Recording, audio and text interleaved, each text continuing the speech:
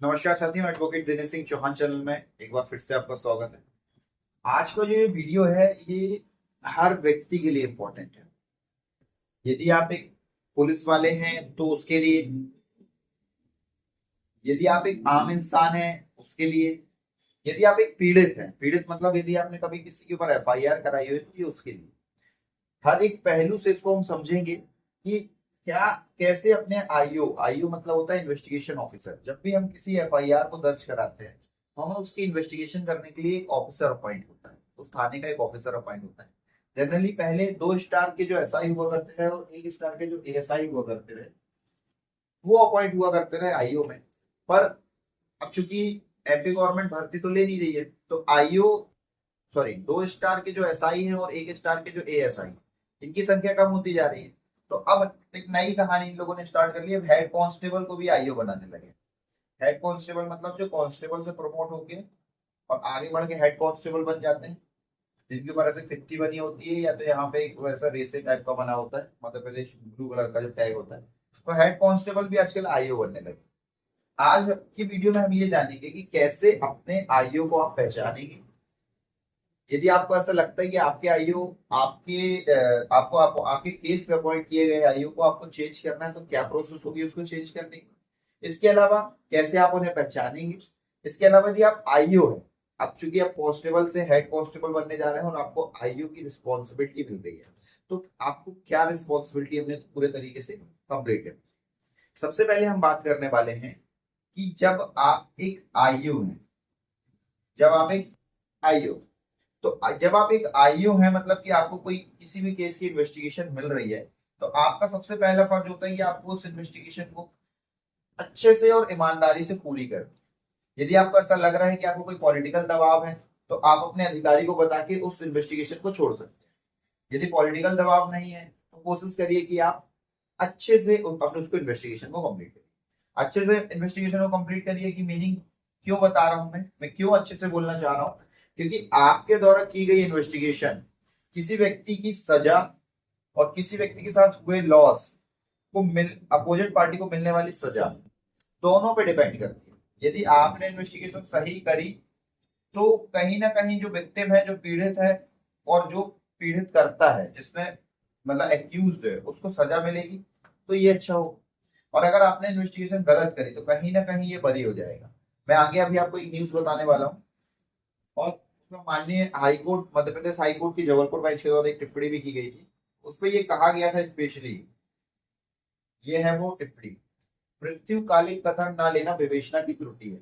विवेचना मतलब जब भी कोई विवेचक विवेचना करता है, इन्वेस्टिगेशन करता है, इन्वेस्टिगेशन को ही हम बोलते हैं विवेचना। और इन्वेस्टिगेटिंग ऑफिसर आईओ आईओ होता है इन्वेस्टिगेशन इन्वेस्टिगेटिंग ऑफिसर, और इन्वेस्टिगेटिंग ऑफिसर के द्वारा की जाती है इन्वेस्टिगेशन, उसको कहते हैं विवेचना।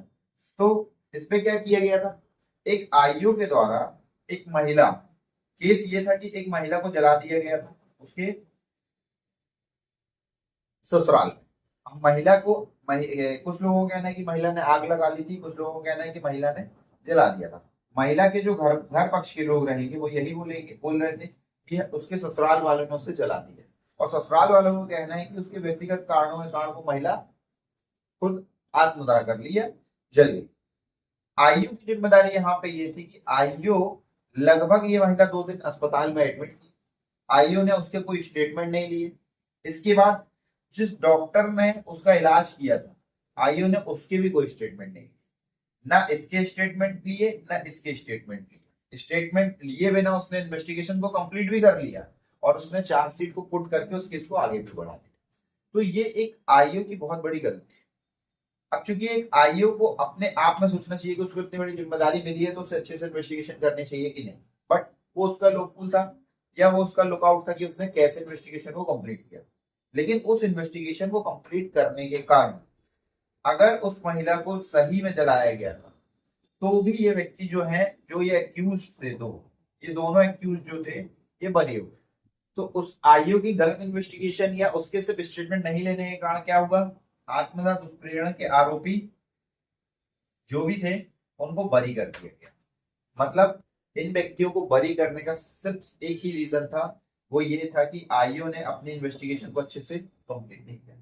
तो यदि आप एक आईओ हैं और आपको ये जिम्मेदारी मिल रही है तो आपको उस जिम्मेदारी को बहुत ईमानदारी से कंप्लीट करना चाहिए। ये सिर्फ आपसे रिक्वेस्ट है। और यदि आप एक कांस्टेबल हैं तो भविष्य में, क्योंकि 2017 और 16 की भर्ती के कांस्टेबल अभी लगभग 8-9 साल के हो चुके हैं, कहीं ना कहीं अब वो आईओ बनने की कंडीशन में। जब वो आईओ बनेंगे मतलब हेड कांस्टेबल जब प्रमोट होंगे और आईओ बनेंगे, तो आईओ बनने के बाद उन्हें कहीं ना कहीं किसी न किसी केस की जिम्मेदारी मिलेगी। तो आप ये बात याद रखिएगा कि आपको इन्वेस्टिगेशन सही करनी है। और इन्वेस्टिगेशन में 80% केसेस में पॉलिटिकल जो लुकआउट होता है वो भी आता है, पॉलिटिकल प्रेशर होता है। तो पॉलिटिकल प्रेशर में आपको ऐसा लग रहा है तो आप अपने टीआई अधिकारी जो आपके होते हैं या आपने डीएसपी सीएसपी इनको बता के और आप उनको ये बोल दीजिए कि भैया मैं ये इन्वेस्टिगेशन नहीं करना चाहता क्योंकि मेरे ऊपर इतना प्रेशर आ रहा है, आप उसको छोड़ सकते हैं। लेकिन कहीं ना कहीं आप गलत अगर इन्वेस्टिगेशन करेंगे तो उस व्यक्ति का काम गलत हो जाएगा, जो व्यक्ति विक्टिम है। अब इस कंडीशन को पढ़ने के बाद एक आईओ ने अब क्या किया कि उसे एक चीज समझ में आ गई कि मैंने इन्वेस्टिगेशन नहीं लिया। सेम यहाँ, अब यहाँ पे एक आईओ ने क्या किया है दूसरी कंडीशन में कि एक व्यक्ति जो संदिग्ध मृत्यु काल हुआ, मतलब उसकी मृत्यु होने वाली थी और उसके पहले उसने क्या किया, एक स्टेटमेंट नहीं लिया। मृत्यु के पहले उसने स्टेटमेंट नहीं लिया जैसे ही पहले वाले आईओ ने, लेकिन उसे ये चीज समझ में आई कि चार्जशीट में स्टेटमेंट पुट करना जरूरी है, तो उसने अपने हाथ से एक स्टेटमेंट बना के और उसमें अंगूठा लगा दिया, अंगूठा लगा के उसको पुट कर दिया। अब जब निचली अदालत ने उसे सजा दे दी है जीवन कारावास की कि भैया आपने इस व्यक्ति को मारा है, उस व्यक्ति के स्टेटमेंट ये है। मृत्युकालिक कथन जो होता है, मृत्युकालिक कथन एक इतना इंपॉर्टेंट एविडेंस होता है कि उसके बल पे कोई भी जज उसे आजीवन कारावास, मृत्यु की सजा या जितनी भी सजा देना चाहता है उस सजा को दे सकता है, जिसको हम बोलते हैं डेथ स्टेटमेंट। इसने क्या किया, डेथ स्टेटमेंट नहीं लिया और चालान में एक फर्जी डेथ स्टेटमेंट लगा के उसमें एक अंगूठा लगा के और पुटअप कर दिया। अब निचली अदालत ने ध्यान नहीं दिया, पर जो हाईकोर्ट थे, माननीय हाईकोर्ट के पास जब वो व्यक्ति गया तो माननीय हाईकोर्ट ने उससे दो ही चीज में ध्यान दिया, जो उसके अंगूठे के निशान थे। जब पीएम हुआ, पीएम में फोटो खिंचती है, डेथ बॉडी की फोटो खिंचती है और वो फोटो जो होती है ना वो चालान में लग के जाती है। तो चालान में देखा गया तो उसके अंगूठे में कोई स्याही के निशान नहीं थे, मतलब कि मरने से पहले उसके अंगूठे नहीं लगाए गए। और दूसरा, इस पे वो व्यक्ति जो था वो 90% जल चुका था, 90% जल चुका था, मतलब उसके अंगूठे और हाथ भी जल चुके थे। तो कहीं ना कहीं उसके अगर अंगूठे लगाए भी जाते तो फिंगरप्रिंट नहीं आते, जबकि जो स्टेटमेंट था उसमें फिंगरप्रिंट भी था। तो ये एक आईओ ने ओवर स्मार्टनेस के चक्कर में भी उस व्यक्ति को बरी कर दिया, क्योंकि आपकी गलती थी। तो कहीं ना कहीं आईओ होना आपके लिए बहुत जिम्मेदारी पूर्ण कार्य होता है। तो आईओ है अगर आप, तो आपको अपना कार्य ईमानदारी से पूर्ण करना चाहिए। अब हम बात करते हैं दूसरे पहलू की। यदि आप एक पीड़ित हैं और यदि आप एक पीड़ित हैं तो अपने आईओ को आप कैसे पहचानेंगे? जब आप एफआईआर लिखाने के लिए जाएंगे, एफआईआर आप लिखवाएंगे तो आपके लिए आईओ अपॉइंट होगा। यदि आपको ऐसा लग रहा है कि आपका जो आईओ है वो एक एक्सपीरियंस व्यक्ति है, तो आपको उसकी बोलने के और बात करने के लहजे समझ में आ जाना चाहिए कि वो एक आईओ पढ़ा लिखा और समझदार व्यक्ति है जो आपके केस को निकाल सकता है।